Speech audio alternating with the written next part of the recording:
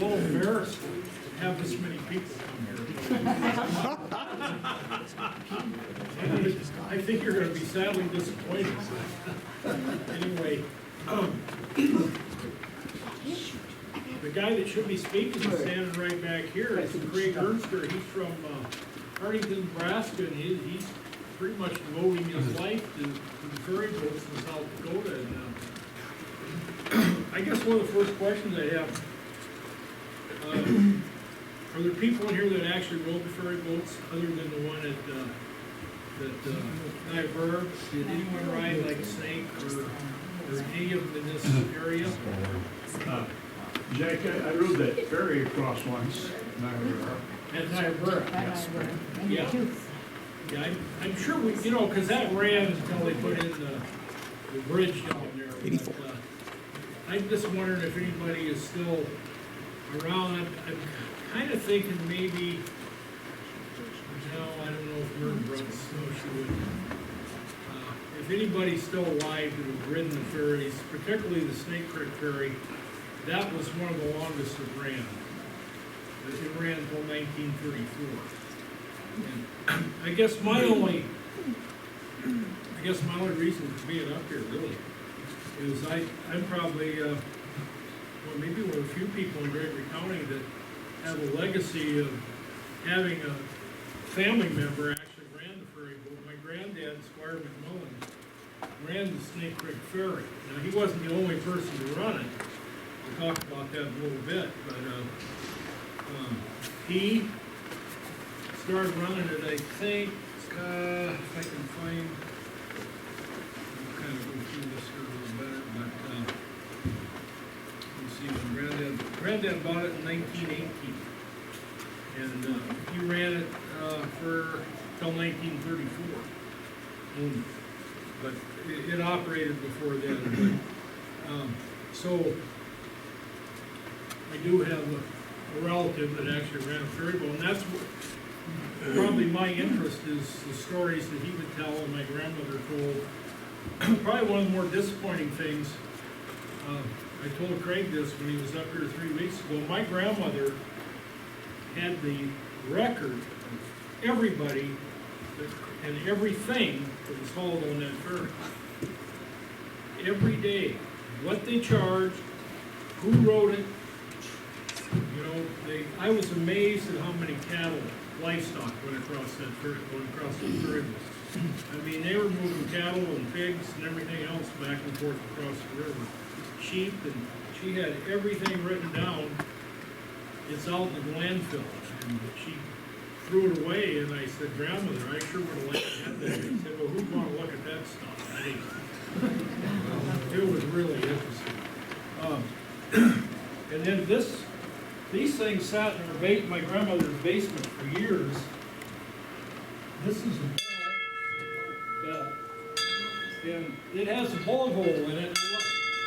I'd like to tell you that, you know, there was some big story behind it, but I think what happened is it probably got shot after it was sitting along the riverbank, discontinued. And I know who shot it was, now I'll have trouble with the name, one of the Slagles. Anybody ever heard of Slagles? He used to live here. Bill has. We used to go to school with Slagles, right? Yeah. Yeah. And one of the Slagles was a pilot. And I'm sure just target practicing one day, he just took a bead on the old bell and shot it, and there was a bullet hole. It wasn't probably when it was operating. It was probably after it was done.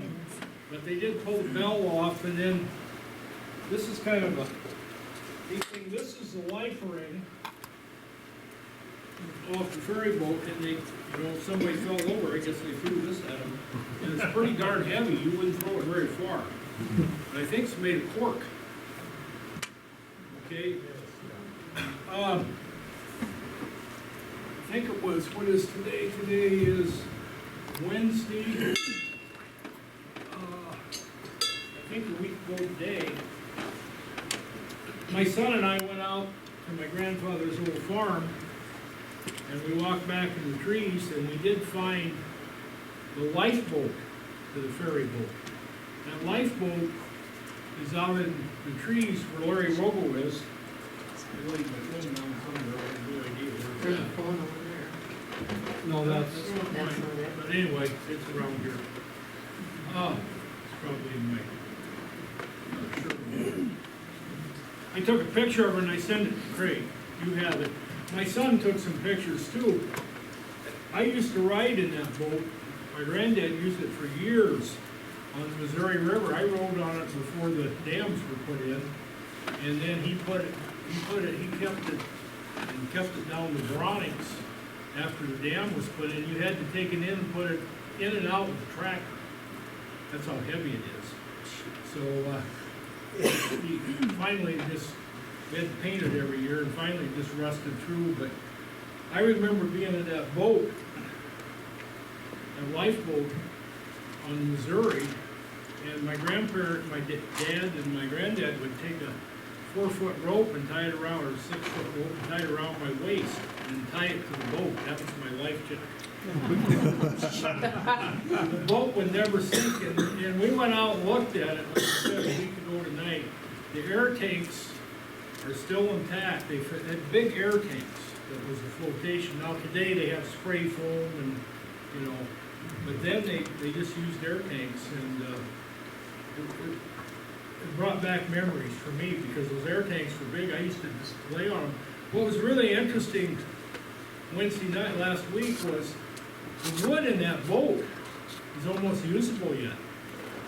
I mean, the seats look like, I don't know I suppose that's oak. I don't know what kind of wood that would be, but it's incredible how good a shape that wood was in. The steel is all starting to rust away. The picture you have, Craig's got holes in it, correct? Big holes in the bottom. And that's just because it rusted through. But if you look at the seats, you take a look at that picture, it looked just like come out of the river. I mean, it was in use yesterday. So I was amazed at that. But the first ferry boat in Gregory County, I'm just gonna speak Gregory County. I know Greg, you've done everything up and down the river, but just Gregory County, when I started this, I just kind of, actually, I showed these films to the 8th graders, so what I'm telling you tonight is what I did with the 8th grade work, so you're not getting any big production at all. All right, this is a kind of this is a very interesting picture. This is the first, I believe, Greg, this is the first ferry boat in maybe Gregory County, and I would say the vintage of this probably would be the late 1850s, not 1850s. Fort Randall, you know, started in 1856, went till 92, and this was called the Armstrong. I'm going to read that to you. It was a rope-pulled ferry. They staked the rope over here, the rope went across the river, they staked it, and then you had guys right here pulling the boat across the river. So consequently, I'm sorry, can you even see it? Okay.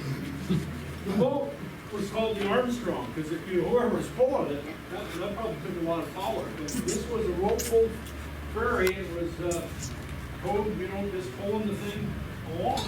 So, the Armstrong. So that's the first ferry, I'm gonna guess, in, I wouldn't say South Dakota, but it was before South Dakota, and it was before, you know, before Dakota Territory. Probably 1856, 7 is when this ferry probably started. And what's interesting about that is the ferry was supplied from, Fort Randall was largely supplied from Yankton. And to get to Yankton, go from Yankton to Fort Randall, what you would do is you'd take a stage. The trail actually went from Yankton to White Swan. You ever heard of White Swan? Mrs. Gnurk did a very detailed paper on White Swan. I presented it for its Dakota History Conference.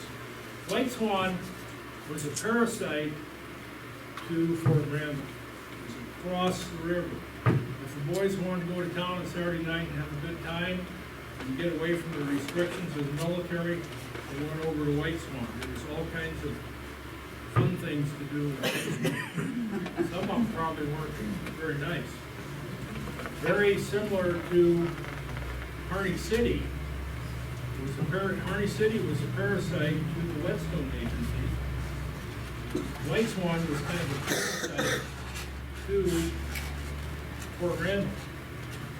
I do have pictures, I'm using Ferry boat pictures, but on my Fort Randall, I have a whole series of Fort Randall slides.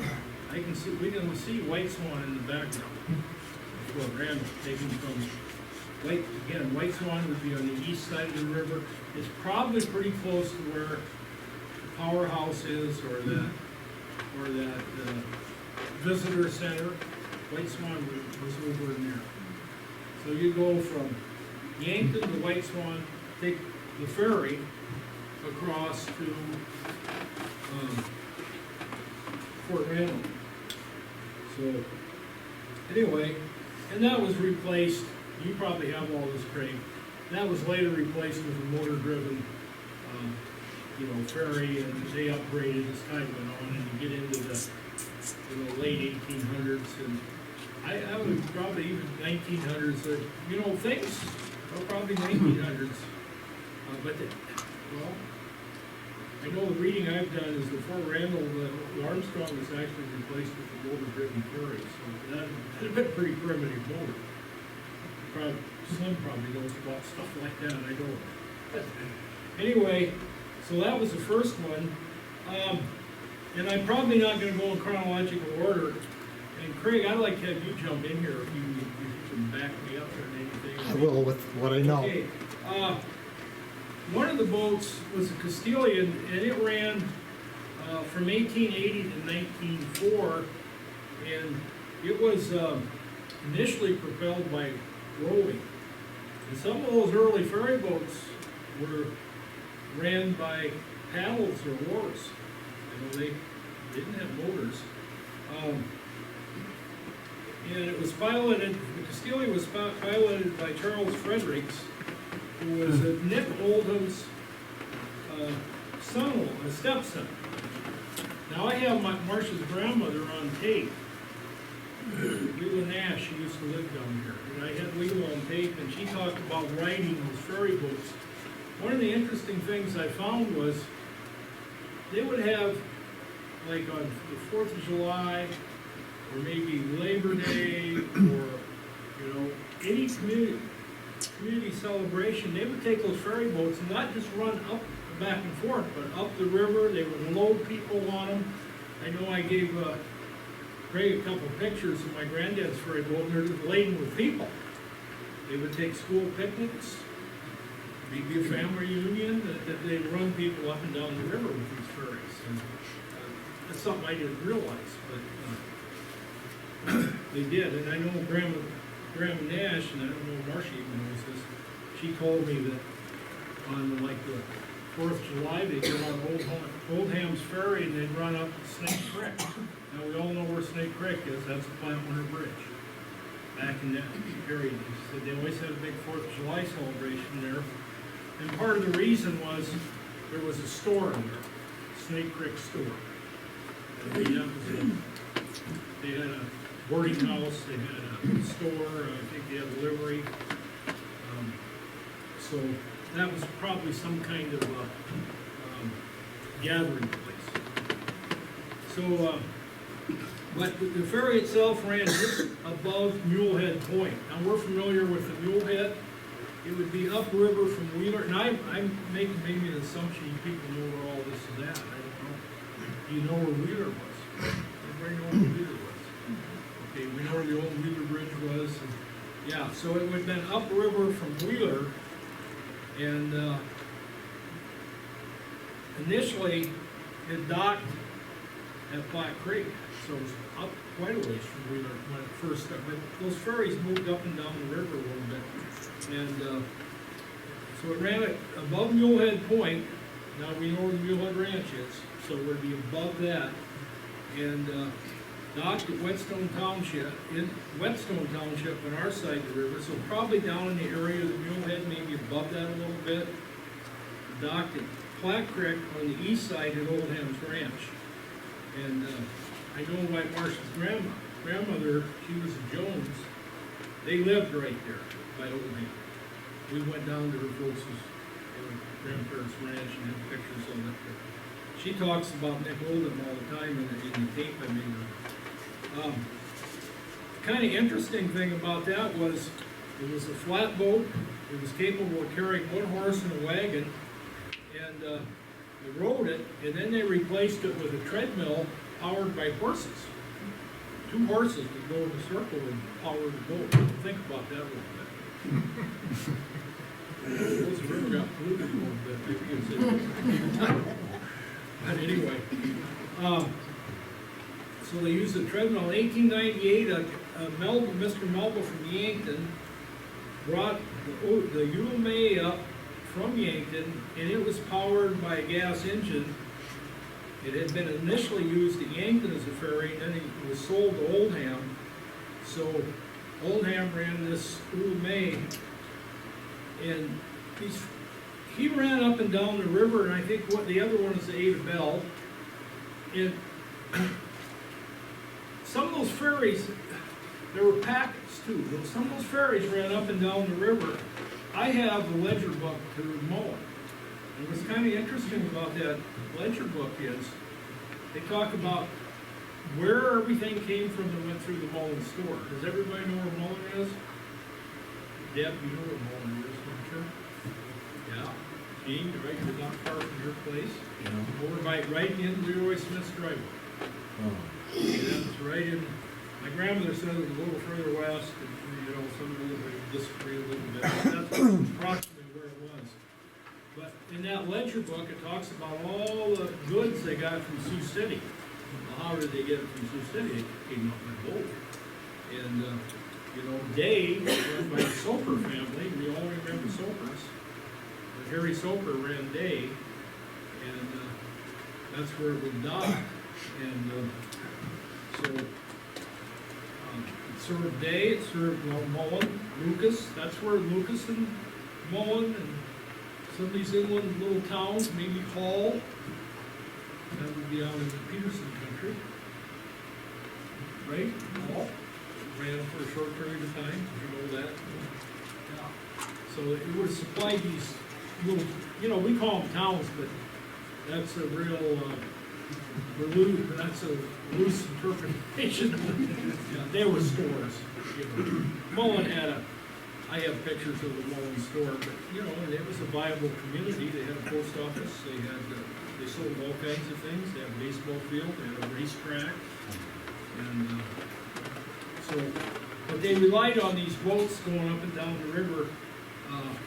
Not much, the ferry boats, yes, the ferry boats too.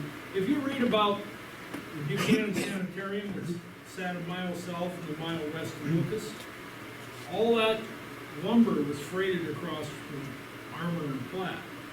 That whole loop, I'm guessing that same thing with the Mullen Mansion. Everybody knows where the Mullen Mansion is now. You know where that's at? Gray House Inn. Gray House Inn is the Mullen Mansion. And that got moved in from the river breaks. If you read about the Mullen Mansion, all that lumber was freighted across the river. So when you go by the Gray House Inn, there's a lot of history there. It's kind of interesting about that. The fireplace in the Mullen Mansion now sits over in the apple orchard about a mile north of there. They tore the fireplace. It's a beautiful fireplace, but it got moved over to what was the Taney House, which is now the orchard. Anybody been in the orchard? Probably something like that. Beautiful. But that got taken out of the Mullen Mansion. We used to go out there on field trips, and we had permission to go in there and look at it. It was pretty interesting. So, anyway, Oldham's Ferry served these little towns in our area. Again, I was amazed when I looked at that ledger book at the amount of livestock, grain, lumber, trade goods. You read some of Mrs. Gunner's books, and she talks all the stuff, you know, when she interviews people and talks about people that came across from Armour and Platte in our area. So, anyway, he then constructed a freighter called the Ada Bell. Craig, you have pictures of that going around, that Ada Bell, I think. The book's here. It hasn't gone around yet, but it's The in book's there. here, and if it's going around, I mean, you guys should look at it. But he has pictures, that Ada Bell was a pretty good sized boat, and that was a boat that would have went up and down the river probably more than, this is off the subject, just not much. But, you know, we think, I grew up, we all did take American history and steamboats coming up the Missouri River. Thinking that steamboats would initiate from Kansas City or St. Louis and clear up and down the river. But there were lots of boats that made very short runs, like maybe Yankton to Chamberlain, Yankton to Pier, and just go, they just run a short distance compared to, you know, we think a steamboat would come way down, way up, but they ran back and forth. Do you have a picture in there? I didn't look. I mean, the snag boat, That's in my other book. it's in your other book. Yes. Yeah, Mr. Nurk has one, and there is a picture of the snag boat. I interviewed Maddie Schimmelbauer. Maddie was, I don't know, how old was she, 90-something, about 2 months before she died. And I asked her about snag boats, and she said, they were wasting money. They're just damn wasting money. I don't know if they were or not. Those were government boats that applied to the river, and their main job was to search all the snags and pull them out of the river. You look at the history of steamboats and these packet boats, most of them that were sunk hit snags. And, you know, those snags were underground, you know, trees that had caved off from the riverbank and then mudded in, and when a boat hit them, that was sometimes the end of them. But they actually, the government had boats that ran up and down the river to pull these snags out. Which would have been quite a life, I think. You lived on, you know, this is off the track. 2 years ago, I went up into Canada with a couple of guys, way back in on the Lake of the Woods, away from any town. We were fishing one night, and here comes a gigantic boat, big as this room, bigger, just bigger, big cranes. They were out there putting buoys out. They live on that lake for 2-3 weeks at a time, marking out navigation. This was 2 years ago. Navigation waters, you know, where to go. I mean, they have a buoy, you'll go along and see a buoy there. Well, that had to be a similar life to these snag boats. I mean, they just lived on them, and we took them fish one night. They really appreciated that. Anyway, it kind of reminded me of the snag boats. So, Oldham then had the Ada Bell, and he said that, or I read, it was powered by a 20 horsepower engine. You know, now these new, this is the latest thing in these fishing boats down here now. They're coming out with 400 horse engine on a fishing boat. And there's people in Burke that have 300 horse right here in our town. Now, I'm not sure what you do with that, but here you got these big boats powered by a 20 horse engine, and we got these little fishing boats powered by 300 and 400. I mean, to me, it's a little bit insane, but anyway. So, the Ada Bell ran until 1909, was discontinued then, and, okay, I don't wanna keep you here all night. Go ahead. This, in 1901, a guy by the name of Guy Federley purchased a boat from Vermilion, and they named it the City of Platte. And it was used as a ferry in Vermilion, and he was, Federley was thinking, rightfully so, that this land was gonna open up out here for homesteading. And there's gonna be a lot of traffic, so, you know, in 1904, that's when this area opened up right here where we're standing. So, you know, in anticipation for the land boom out here, he thought this is a good time to start a ferry. Well, he sold it to a guy by the name of Drake, after he kept it through the land rush. And Drake's history was he had operated the Mandan, which was a snag boat. So he had a little history of the river. And then he sold it to Alfred Johnson. Does anybody know the Johnson family over by Platte? They show, one of the boys shows up here at Stellan's, he calls me every time he comes. It's kind of interesting, well, it's kind of, my family has kind of a relationship with the Johnsons over in Platte. And, until I got to talking about looking into the history of the ferry boats, well, the Johnsons and my granddad were hooked up in the ferry boat business. But, another, name that you'll recognize if you're from this area is J. Rogers. That'd be Ray Rogo's great-granddad or granddad. I can't. J. Rogers purchased the boat, and he operated it until 1918. And then my granddad bought in with him, and the city of Platte was pretty much done then, so they rebuilt a new boat. And I think I have a slide of that, I can't remember, showing the rebuilding of that boat. And the new boat, we'll have a picture of that with the pilot house, and look at those pictures going around. Craig's pictures are really plain compared to what I got, and I think you'll get a better idea of what it looked like. Ray told me that he found, okay, I should read you this a little bit. The new boat was larger, it had a V-in, V-hull instead of a flat. So it would go a lot faster. It was powered by a 20 horsepower engine, and auto-way engine, and which they took out of the first boat. It had a pilot house. It could carry between 5 and 7 cars with the lifeboat. The lifeboat we just found. Well, I knew where it was, but we went out and took pictures of it a week before tonight. And the boat, then J. Rogers, my granddad, here's another name, George Gordon. Anybody remember George Gordon?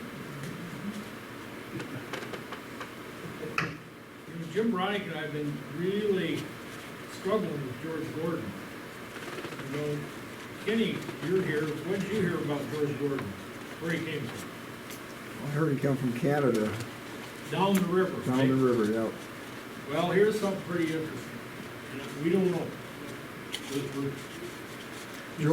George told me he worked on the Canadian Railroad though, so, On the railroad, okay. so evidently he'd come from. Well, then we heard he come out of Montana too, So, Wyoming, okay? I'm kind of a freak on the Johnson County War, which had happened out in Wyoming. If you read about the Johnson County War, it has a lot of parallel to the opening of Gregory County.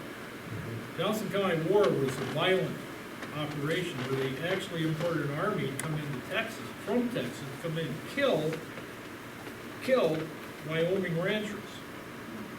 Well, there's a book called Alias Frank Kent, who started out as a sheriff, and he worked for this, they call them the invaders.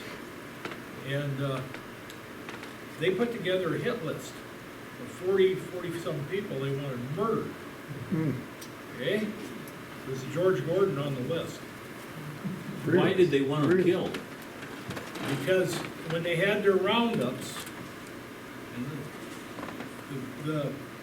some of the small, see, the Homestead Act came into play, and these guys were, most of these ranches were owned by people from the British Isles, New York, Chicago. They were rich people.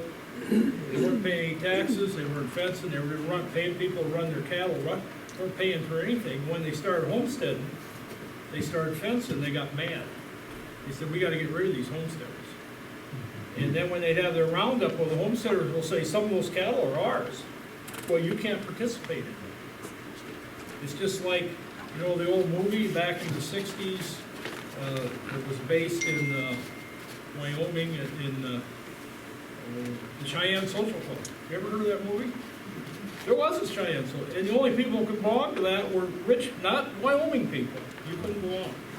Only the rich people. So that was kind of their playground. And, well, when Jack Sully and people started, you start reading Bert Hall's book, they said, we're protecting you. He starts interviewing, not Sully, because Sully's dead, but he starts interviewing some of Sully's cohorts, and he said, we didn't think this was stealing, we were protecting ourselves. Because they're passing cattle over the top of us. It's commission firms out of Sioux City. And we were just protecting ourselves. You know, so there's two sides to that, but got off the tangent, I don't mean to do that. But George Gordon. coming down the river. George went and got the doctor when my mom was born, walked across the ice, went over the flat. And the doctor got to come across the ice. He said, I'm not going any further. And George said, go ahead. Go back. You don't know how to get there. You ain't gonna make it. If you're coming, you better come with me. We're going over there to deliver that baby, which was my mother. Really? Anyway, but one of the pictures that I just gave you has George Gordon on the picture. And it's, the picture's got writing on the back, it will identify it. And you'll see George was a tall, slim guy, remember that, Kenny? You probably had many meals with him. Yeah, he raked hay for us when we were up there, and What's that? he was way up in his 80s when he raked hay for us up there on the Oh, yeah. factory. Yeah. Jim Bronick and I used to eat at Eunice's, you know. Yep. Jim and I aren't real skinny. You know, George tells, you boys eat too much. You don't have to eat that much. We thought we did, but look at how it turned out fat. Anyway, yeah, so George was actually one of the pilots on that ferry boat. Really. So that's kind of interesting. A couple things I found out, you know, the fare was $1.25, $1.25, plus 20 cents tax for a car. Grandma had all the livestock figures, what they charged for each cow, and she threw it away. And I mean, I remember going through it, but I didn't retain enough of it, but God, that would have been some of the best, you know, primary history you could ever want. Everybody that crossed. One of the things that I've been told, and I know that they mentioned it, and I've seen the life traps, but as a sideline, I know my grandmother sold homemade ice cream. And if you talk to the old timers that crossed the boat, they talk about the ice cream and the catfish. And I remember my granddad having those big life traps. We used to have them down here at the warehouse. He was wholesaling beer, and he'd keep catfish and then sell it to the people going back and forth. He'd run hoop nets. And I grew up running hoop nets with him. I still run them a little bit, so it's legal. But anyway, so that was kind of interesting that they sold ice cream and catfish. People went through.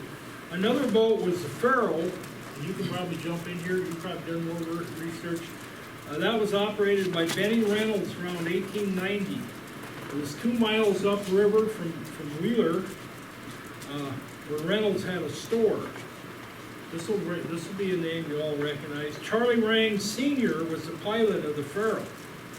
And Mr. Rang would be Edith Gray's granddad, not the Charlie we knew, but his dad. And he drowned while he was seining fish. And Edith told me that too, so yeah. And that's in the research that I found too. But he ran a ferry boat too, and Edith has a lot of history on that river. You get talking to her. The Ferry was sold in 1898 to Henry Carroll, and it was wrecked on a sandbar. So that ran north of Boneskill, back and forth from that area, okay? Then they built the Adora. Now we have pictures, I think don't I have a picture on that slide of the Adora? And you have a picture, yeah, you have several. And that could carry 2 teams of horses and 2 wagons. That was sold to Cherry Raymond. I have a picture of his house. And I never do that. I never could tie it. So I have a picture in my picture collection of Cherry Raymond's house. But he lived along the river, and that's what the picture says. It's kind of a dugout. And so he ran it, and then he went between Porter's Landing in Whetstone Township and landed at the Starcher Store. Anybody familiar with the Starcher Store? That had a unique hit. My granddad's birth certificate says Starcher. But Starcher kept moving. I've researched that a little. They'd be in one place for a year, and they moved down the river, they'd come back up the river. Yeah, Starcher was kind of a town on wheels, it seemed like. But it landed at the Starcher Store, and of course they had a post office. The Adora operated until 1924.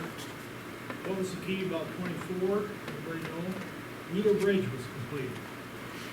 You know, all these bridges, Yankton, Wheeler, Chamberlain, you know, the Wheeler Bridge is in Chamberlain right now. The Wheeler Bridge is still functional.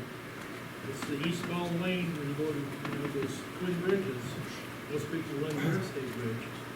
But, those bridges, the Mo Bridge, Pier, all those, the architect that built that, the engineer, all those bridges came in, unlike today, under bid. The bid price, the completion price did not reach what they bid, it was actually lower. That doesn't happen today. You know? Change orders and overbid and all that stuff, you know, we dealt with in schools, everything. But those bridges came in under bid, which I think is pretty interesting. So the Wheeler Bridge opened in 1924, and of course that killed, when those bridges opened, there went the ferry boats, you know. A lot of them lasted for 10 years, but I remember somewhere I got on tapes with that Adora, you know, thank God for Carla. This, oh, there we go. That's the building of the ferry, Snake Creek Ferry, and it's on its side, and that's not a very good picture. At least it's gotta be pretty darn dark in here. That's the building of the ferry boat. What's really, there's the lifeboat. See the lifeboat right in front of you? That's the boat that's out in my, out in Rogo's trees right now. That's the boat we took a picture of Wednesday night. I can still see some of those slats were the same. That's kind of interesting.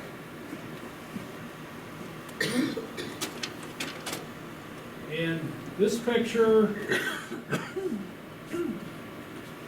I don't know if that's the one, no, that's actually that's a school reunion, I think. They're out going on a ferry boat ride. You're looking probably right where the Flatwater Bridge is, looking across the river. If you're wondering where you're at on the river, that's where you're at. Snake Creek Ferry, that's Flatwater Bridge. Okay? And I suspect on the left side where that starts dipping down, that's probably where you're getting into Snake Creek. And I see that white building right through the ferry boat. I'm gonna guess that's a Snake Creek store. Notice the timber along the river. That's what I remember as a kid, all the timber along the river. And we'd go down there and pick morel mushrooms and Jack? Can I ask a question? Yeah. So when you get on the other side, was there a road that took you up over that hill? Yeah. And where did the road go? Flat. It went to Flat. Yeah. Now, that's kind of interesting, you bring up roads, that's a good thing. That was one of the advantages, I'm told from interviewing some people, that the Snake Creek Ferry had was that road wasn't so steep coming up that draw to your place, Kenny. You could get up, you know how that trail used to come up? Where they say down at Mullen, think about Mullen when you go down like on the Camelback, how steep that is there. They said that was really a detriment for that ferry boat, because once they got there, getting out of there and getting up on the flat was a terrible thing. Yeah. But the advantage Snake Creek had was, the road was flatter. Okay, this would be a picture of the Snake Creek Ferry, I believe. It is. Help me out, Craig, I hope I don't got, No, this is right. I think that's the Snake Creek. No, this is the Farrow. This is the Ferry, okay, I'm wrong, Ferry. That's a pretty good road there. There's the building of the ferry. You got it on site, the builder right along the river. The thing about these slides, I need to move in the technology on, and I do have, I think I have them, I just gave Craig a CD of all my pictures. These dang slides are deteriorating, and that big hole there, that's not anything part of the boat, that's just a bad slide. But that is the boat when they were building, right along the riverbank. 1921, let me see. I have all these pictures somewhere, they're in a box somewhere, I gotta find them. I've been filing, but I just haven't got there yet. Okay, and that's building the boat. I somehow came across these pictures, so Okay, there's the boat. There's the vehicles.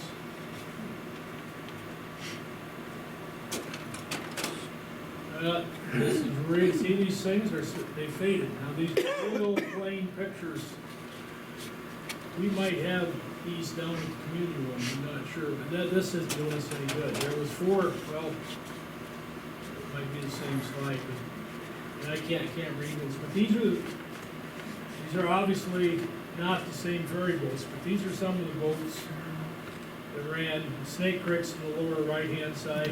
Yeah, maybe you can read that, Richard. Can you read up there what those, not really. One's the Adora, one's the Snake Creek, the other one is the, Ferrell? Yeah, the Ferrell. Okay. And I don't, the other one's the one that we have a picture of, but I don't know the name of it. Well, we got the Kinseys here from Iona. Do you remember ferry boats up there? I don't remember the boat, but I remember the tree they tied it to. A big old cottonwood tree down there that didn't have any bark left on it. Well, you can probably see where they tied it. Yeah, yeah. Yeah. I know there was one ran in the Iona country. Well, south of there. So, I think it was probably on Landing Creeks. okay. Probably. Yeah. I've been down there, but before they flooded the river and seen that tree, but I Sure. don't remember exactly where it was. Well, that Landing Creek was a pretty good, I mean, that's where Landing Creek, I mean, they moved stuff off. of Yeah, that was the main road. That was the main road coming out of there, you bet. I Yeah. think, if I can remember correctly, they shipped a lot from Landing Creek out to Rosebud. Maybe. They did, yeah. They actually had a telegraph line out. That Landing Creek Road isn't on a section line or anything. It's just where they could get up there Sure. with them old vehicles. Right. They had to back them Model Ts up there because the gas tank was up Right. and no fuel pump, and they wouldn't go uphill, but they could back them up there. I just read a book that guys would do if they had to back up, but yes. Well, Kenny, that road coming out of Snake Creek too, that one didn't follow any section line back then, that just wound. Yeah. You remember that road going down there. I think one of the surprising things that kids tell me, they said, oh, we didn't know the river was that wide. The river was pretty darn wide then, you know. Obviously, you could probably determine what time of the year that was. First of all, the trees are laid down. I'm gonna say that's probably June, you know, that June rise. When, you know, when the snowpack hits down here, the old timers always talk about the June rise. That's how long it takes the snowpack to hit down here, is June. My grandma's, grandparents, they lived down on the river bottom, and they always, June rise come, the river would go out of banks, you know, but they'd never get up to their house then, but it was always something they were concerned about, and, you know. My granddad always said that's when the catfish are biting. June rise. Yep. Okay, that's all I have. Well, then- You know, I'm embarrassed so many people came to it. Jeff, Now, Craig, When you go ahead. I'm when gonna you turn talk it over. about the rise, there was 2 times during the year that they the river boats actually utilized the rise. Once in the spring, in the June time, and then in the fall, because there was those the times when they do that, and it would go out of the banks, and sometimes the river boats would actually go every places they never could before. Right. And I just got done interviewing a guy, one of the residents of Running Water, and he told me something that's very interesting. When the river boats would come up, they would leave all the freight on the sandbars. And then the merchants or local river rats would run out with their rowboats, or the ferry would go out there, pick it all up, bring it in, and they had little storehouses built into the sides of the hills. The fruits, whatever needed to be cooled, and then the merchants would or the vendors would come from the stores and pick that up and take it to their stores by wagon. And he showed me right where it was in Running Water. And he said there's a huge sandbar. He said that's where the riverboat would come by, drop it all up, and then they pick it all. Everybody go out there and pick it up. And that's a common story I've heard as you go up the river. Yeah. And I think, you know, historical society, this is probably a part of our history. You know, certainly South Dakota history, but certainly the history of county and our area that's a big part of our history that's gone. You know, and I guess I really compliment Craig for kind of dedicating his life. You're doing a lot of work on ferry boats, and You know, it's just part of our history. So most of the people in this room probably were fortunate enough to know people that remember when the river ran. I'm sure, I remember when the river ran. I remember being on the river. Granddad had a ranch down by the Mulehead, and I remember standing down there and riding that lifeboat, which he kept, up and down that river with I think we had a 12 or 10 horse Johnson on that. Putted up and down that river and saying catfish. It's just a part of the history that's, you know, the whole river bottom is that was probably our best land in South Dakota was that river bottom.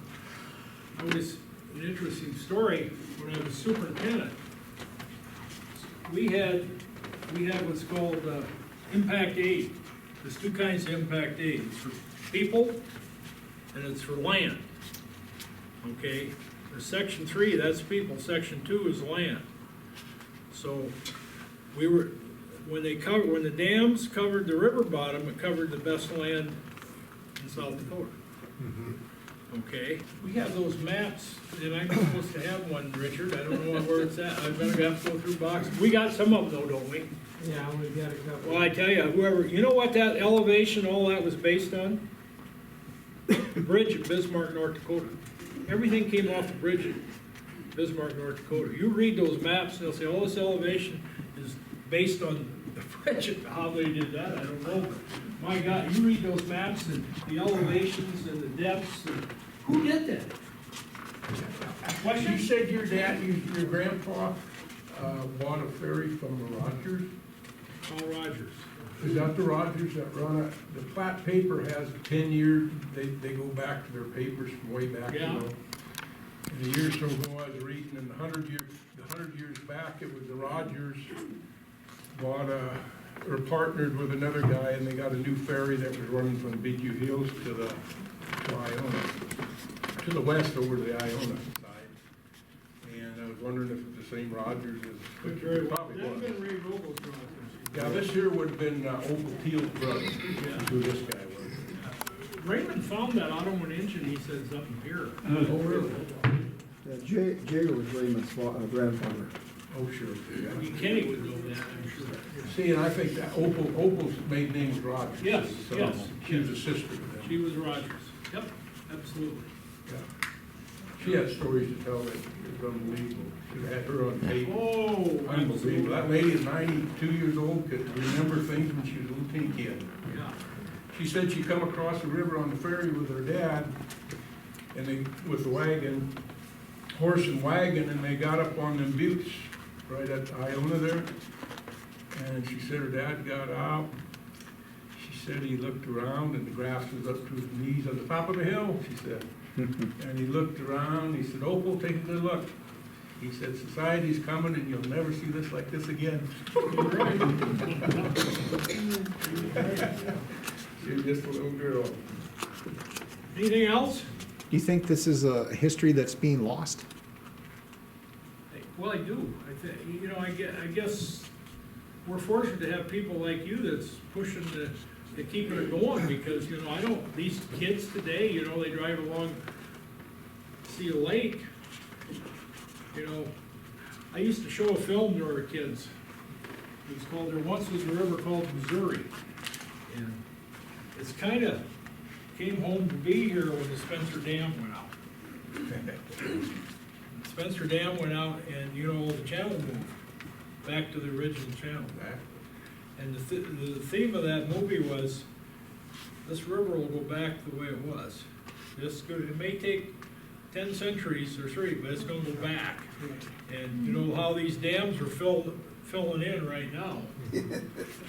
I'll tell you a little story. I was on Game Fish and Parks Advisory Board, and we went up, the first time we met was with Swenson's. Swenson Marine, and they put us on a big houseboat, that was in 2011. And they took us down the river to the mouth of White River.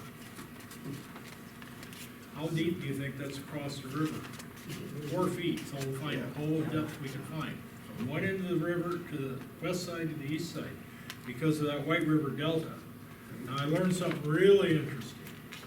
When they open the water on Mondays, in Big Bend, we have a 2-level lake. there's rapids up there in the White River Delta, right now, the White River Delta. In other words, they can let water out faster than can get through the delta. And Swenson's will tell you, they keep a boat on hand. I mean, these people come in from out of state and they get hung up there. When we went, there was high water, 4 feet of water. And that whole thing is, if you look at an Arrows photo, you can see the siltation down to the Platte Winter Bridge. Heavy Yeah, siltation. you didn't If you get up by Landing Creek, I fish a lot, you can't find over 18-foot of water. Yeah, that's true. It's all silt and coming out. See, the initial dams, when they, Pick Sloan, the initial plan was to put silt traps in on the Bad, the White River, the Cheyenne. They were gonna have reservoirs similar to be the same as the Spencer Dam, because basically that ended up as a silt trap, right? Not very deep. They were gonna put silt traps on every tributary coming in, they never did it. Who knows? And the initial plan was to have 22 dams in South Dakota, not 4. 22 low-head dams. Yeah, it changed, there's a lot of stuff that changed. Anyway, talking too much, time to shut up. Thanks again, Jack. All right.